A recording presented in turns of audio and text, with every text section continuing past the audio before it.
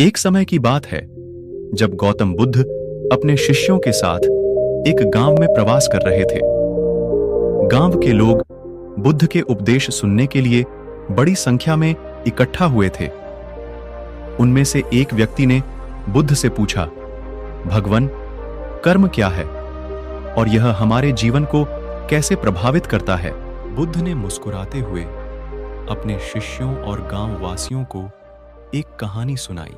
एक समय की बात है, एक किसान था जो अपने खेत में काम करता था। वह बहुत मेहनती और ईमानदार था।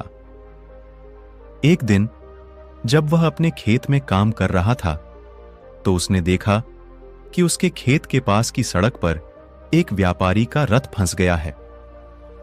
किसान ने तुरंत अपनी काम छोड़कर व्यापारी की मदद की और रथ को बाहर निकाला।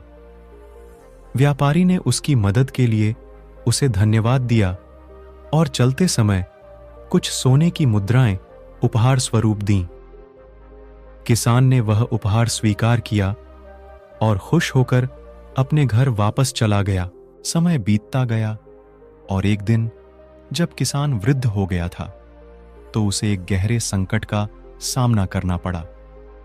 उसके पास भोजन की कमी हो गई और उसकी संपत्ति कम हो गई थी, लेकिन उसने कभी हार नहीं मानी और अपने अच्छे कर्मों को जारी रखा। अब राजा बन गया था और उसने किसान को अपने राज्य में सम्मानित अतिथि के रूप में आमंत्रित किया।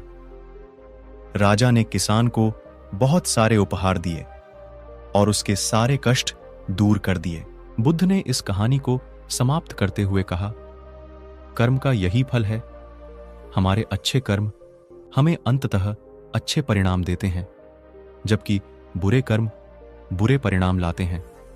इसलिए हमें हमेशा अच्छे कर्म करने चाहिए, क्योंकि वे हमारे भविष्य को सुधारते हैं और हमारे जीवन को सुखी बनाते हैं। गांववासी और शिष्य बुद्ध के इस उपदेश से बहुत प्रभावित हुए और उन्होंने प्रतिज्ञा की कि वे हमेशा अच्छे कर्म करेंगे और दूसरों की